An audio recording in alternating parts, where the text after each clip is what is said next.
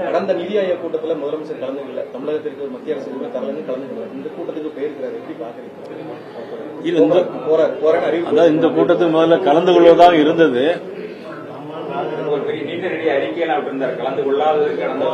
ஆமா, கலந்து கொள்ள மாட்டேங்கிற சொன்னாங்க.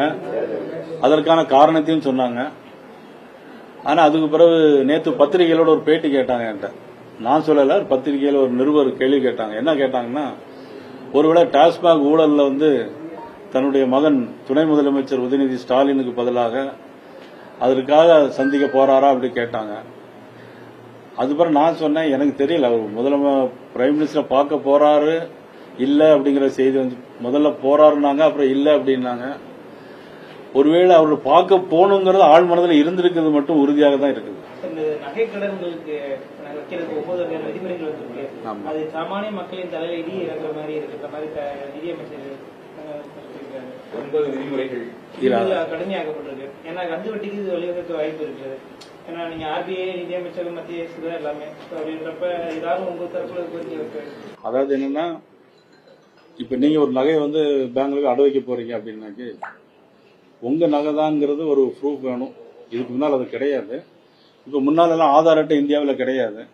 இப்ப ஆதார் அட்டை கொண்டு வந்துட்டோம். எதுக்காக கொண்டு வந்திருக்கோம்னா, எல்லாமே ஒரு அடையாளம் தெரிய வேணும் அப்படின்னு. இப்ப என்ஆர்சி ஆக்ட் கொண்டு வந்தோம். எதுக்காக கொண்டு வந்தோம்னா, நிறைய பேர் என்ன நினைக்கிறாங்கன்னா, ஒரு மாயை, திமுக ஆட்சி என்ன பண்ணுவாங்கன்னா, இங்குள்ள இஸ்லாமியர் எல்லாம் வெளியேற்றுறதுக்கு வேண்டி கொண்டு வந்திருக்காங்க அப்படின்னு ஒரு பொய்யான ஒரு மாயை ஏற்படுத்துறாங்க. ஆனா உண்மையில என்ன, மேற்கு வங்காளத்திலிருந்து எல்லாரும் தீவிரவாதிகள் ஊடுருவி வர்றாங்க. இதை தடுப்பதற்காகத்தான் அவங்க சட்டத்தை கொண்டு வந்தார்களே தவிர, இங்க இருக்க இஸ்லாமியர்கள் ஒரு பாதிப்பு கூட இதுவரையிலும் 15 ஆண்டுகள் ஆயிடுச்சு. 3வது முறையா பிரைம் மினிஸ்டர் இருக்காங்க. எந்த விதமான ஒரு பாதகமான சூழலையும் இல்லை. அதனால இந்த மாதிரி சில விதிமுறைகளை கொண்டு வருவாங்க. நாளடைவில் அது சரியாயிடும். இல்ல, அதாவது நிர்வாக ரீதியா சிக்கல் இருந்தா கூட அது எப்படின்னா, நம்ம நகை உங்களுக்குள்ள தெரியணுமா இல்லையா? நீங்க இப்ப நம்ம தம்பிட்டு இருந்து எடுத்துட்டு போய் நீங்க அடகு வச்சுட்டு பேசாம போயிட்டீங்கன்னாக்க இத்தனை காலம் அது அவசியம் இல்லை. ஆனா என்ன பொறுத்தவரை தனிப்பட்ட முறையில் எப்படின்னா, சில கடுமையான நடவடிக்கைகள் இருந்தனாக்கி அதை கொஞ்சம் ரிலாக்ஸ் பண்றது தப்பு இல்லை. வெஸ்ட் பெங்கால்ல இருந்து தான் தீவிரவாதிகள் வெஸ்ட் வழியா இருக்கு. அங்க இருந்து கிழக்கு பாகிஸ்தான் ரொம்ப பகிரங்கமான விமர்சனமா இருக்கு. ஒரு மாநில அரசு அது அங்கே நம்மளுடைய பாதுகாப்பும் இருக்குது, அதை தாண்டி ஒரு மாநில அரசுடைய பாதுகாப்பும் இருக்கு. தீவிரவாதிகள் அந்த வழியாகத்தான் ஊடுருவுறாங்கன்னு ஒரு பகிரங்கமான குற்றச்சாட்டா இருக்கு. எப்படி இருக்கு? அங்க இருந்து வர்றாங்க இல்லையா, எல்லாருமே வெஸ்ட் பெங்கால், அங்க இருந்து வெஸ்ட் பெங்கால் வர்றாங்க. வெஸ்ட் பெங்காலுக்கு எல்லா அடைக்கலம் கொடுக்குறாங்க.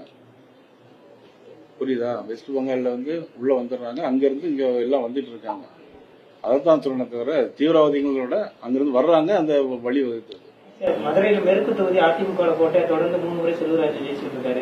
இப்ப மேற்கு தொகுதியை திமுகவும் விஜய் போட்டியிட வாய்ப்பு இருப்பதாகவும் தொடர்ந்து அதை ஏற்பாடுகள் நடந்துட்டு இருக்கு. அவரு மேற்கு தொகுதியில் அவர் போட்டிட்டா நம்ம எப்படி பார்க்க முடியும்? அது நம்ம என்ன, அந்த கூட்டணி தேர்தல் நேரத்தில் யார் யாருக்கு என்ன சீட் அலாட் ஆகுதோ அதன்படி தான் நம்ம வைக்க முடியும் தவிர, அது கூட்டணியுடைய தலைவர்கள் என்ன முடிவு பண்ணி யாருக்கு எந்த தேர்தல் அப்படிங்கறது. திருநெல்வேலி தொகுதியில மொத்தம் எத்தனை தொகுதி பாஜக தேர்தல் வரட்டும். பாஜகவும் அதிமுக கூட்டணி வச்சது தமிழக மக்களுக்கு எடப்பாடி செஞ்ச துரோகம்னு நேற்று கேஸ் அழகிரி சொல்லியது. அதை நீங்க எப்படி பாருங்க? அவர் சொல்றது யாருக்குமே தெரிஞ்சிருக்காதுன்னு நினைக்கிறேன். அப்படிப்பட்ட நபர் நினைக்கிறேன். அதாவது எப்படின்னா, ஒரு கூட்டணி 2 பேர் ஒன்னா சேர்றது துரோகம் அப்படின்னா, அப்போ கேஎஸ் அழகிரியும் திமுக ஒன்னா சேர்ந்தா அது நல்லது. இது எந்த விதத்துல, இது என்ன கேள்வியும் சரியில்லை, அவர் சொன்ன பதிலும் சரியில்லை. இது சரியான கேள்வியா? இது ஒரு கூட்டணி கட்சி ஆட்சி அமைக்கணும்னு நினைச்சு நாங்க வச்சிருக்கோம். இது துரோகம்னு எப்படி எடுத்துக்க முடியும்? தமிழர்களின் தாய்மொழியா கீழடியை பாக்குறோம். கீழடிக்கு உண்மைக்கு பாஜக எப்பவுமே எதிரிதான். யார் சொல்லியிருக்கா? அமர்நாத் அறிக்கையை வெளியிட மாட்டாங்க. தொடர்ந்து தமிழர்களோட அந்த வரலாறையும் சிறப்பையும் வெளிக்கொண்டு வராம தடுத்துட்டே இருக்காங்க. அதாவது தமிழர்களுடைய உணர்வையும் சிறப்பையும் நீங்க ஐநா சபைக்கு போனாலும் சரி, அயோத்திக்கு போனாலும் சரி, திருக்குறள் 63 மொழியில மொழிபெயர்த்தது நமது மோடி அவர்கள். இன்னைக்கு எங்க போனாலும் தமிழை பத்தி, தமிழ் பெருமையை பத்தி தான் பேசிட்டு இருக்காங்க. குஜராத்ல தமிழ் சங்கமம், காசியில தமிழ் சங்கமம், இப்படி தமிழுக்கு பெருமையை சேர்த்துட்டு இருக்க தான் நம்முடைய பிரைம் மினிஸ்டர்.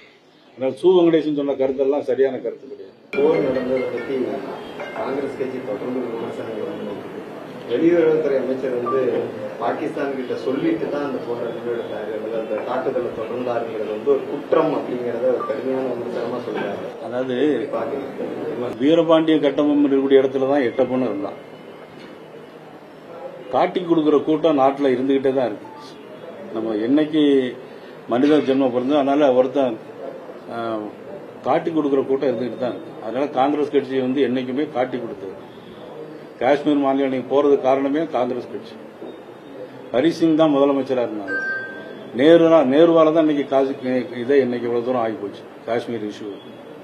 அதனால அவங்கள பத்தி எல்லாம் பேச வேண்டியது. அவர் எதிர்கட்சியினுடைய தலைவரா இருக்கிறாரு. அவர் சொல்லக்கூடிய விமர்சனங்களோ அல்லது அந்த விதையை சாதாரணமா கடந்து போக முடியாது. அதுக்கு பதிலளிக்க வேண்டிய தேவைன்னு ஒண்ணு இருக்கு மாநில மத்திய அரசு. இன்னைக்கு 26 பேரை மனைவி முன்னால 10 வயசு சிறுவன் முன்னால நேர விட்டு AK-47 சுட்டு கொள்றான், ட்ரெஸ்ஸை கலத்திட்டு. அதை பார்த்துட்டு எப்படி பேசாம இதை வந்து போய் அங்க பேசி வச்சு அடிக்கான்னு சொன்னா இதெல்லாம் ஒரு எப்படி பேசி வச்சு தாக்குதல் அவங்க வந்து விமர்சனம் பண்ணல. தாக்குதல் நடத்தினது விமர்சனம் பண்ணல. ஆனா தாக்குதல் நடத்தினதை பாகிஸ்தான் கிட்ட ஏன் சொல்லிட்டு செஞ்சீங்க அப்படிங்கிற அதைத்தான் வந்து கேள்வியா முன்வைக்கிறாங்க. தாக்குதல் நடத்தினதை யாரும் விமர்சனம் பண்ணல. இதெல்லாம் சொல்லிட்டு எப்படி செய்வாங்க? இதெல்லாம் தாக்குதல் குண்டு போடும்போது சொல்லிட்டு நாங்க குண்டு போடுறோம். வெளியுறவுத்துறை அமைச்சர் சொன்னதான் அவர் குறிப்பிட்டு பேசுறாரு. அவர் வெளியுறவுத்துறை அமைச்சர் நாங்க சொல்லிட்டு தான் செஞ்சோம்னா அப்படித்தான் பேசுறாரு. போர் தொடுக்கணும் அவர் பாகிஸ்தான் கிட்ட சொன்னதுதான் ஒரு குற்றம் அப்படின்னே போர் தொடுக்கணும் தான் சொன்னாங்களே தவிர நாங்க குண்டு போடுறோம் நீங்க ஒதுங்கிடுங்கன்னு சொல்லிட்டு குண்டு போட்டாங்களா? அப்படி இல்ல. இதெல்லாம் நெல்லையப்பர் திருவிழா 8ஆம் தேதி ஜூலை 8 நெல்லையப்பர் திருவிழா. இன்னும் சாலைகள் செப்பனிடாம இருக்கு. கடந்த ஆண்டும் வந்து சாலைகள் சரியில்லாதனால பல்வேறு பிரச்சனைகள் வந்துச்சு. மாநகராட்சி தொடர்பான எந்த ஒரு நடவடிக்கையும் எடுக்கலைங்கிறது மக்களோட குற்றச்சாட்டா இருக்கு. உடனடியா நானும் கமிஷனர்கிட்ட பேசுறேன், சம்பந்தப்பட்ட அமைச்சர்கிட்ட பேசி உடனடியா நடவடிக்கை. சார், திராவிட திமுக ஆட்சியில வந்து கோவில்கள் கரெக்டா பராமரிக்கப்படுதா இல்ல இன்னும் சிலை திரட்டு சமீபத்தில் கூட சிலை திரட்டு மிகப்பெரிய அளவில் பேசப்பட்டுச்சு. நம்ம அருகில் இருக்கக்கூடிய மாவட்டத்திலே காளிதேவி சிலை திருடிக்கப்பட்டாங்க. இந்த சிலை திருட்டு இன்னும் தொடர்றதா இல்ல தடுக்க நடவடிக்கை எடுக்கப்பட்டிருக்கா? கோவில் சொத்துக்கள் பாதுகாக்கப்படுதா இந்த திமுக ஆட்சி? என்னை பொறுத்த மட்டும் நம்ம என்னுடைய தொகுதியில் இருக்க கோயில் எல்லாம் நல்ல முறையில நான் சொல்ற வேலைகள் எல்லாமே நடக்குது. என்னுடைய கண்பார்வையில் இருக்கக்கூடிய தொகுதிகள் நல்ல முறையில் இருக்கு. சிலை கடத்தல் தொடர்ந்து அதாவது திருடனாய் பார்த்து திருந்தாவிட்டால் திருட்டை ஒழிக்க முடியாதுன்னு எம்ஜிஆர் சொல்லியிருக்காரு. ஆனாலும் திருடன் இருந்துகிட்டு தான் இருப்பான். நம்ம தொடர்ந்து நம்ம பாதுகாத்துக்கிட்டு தான் இருக்கணும்.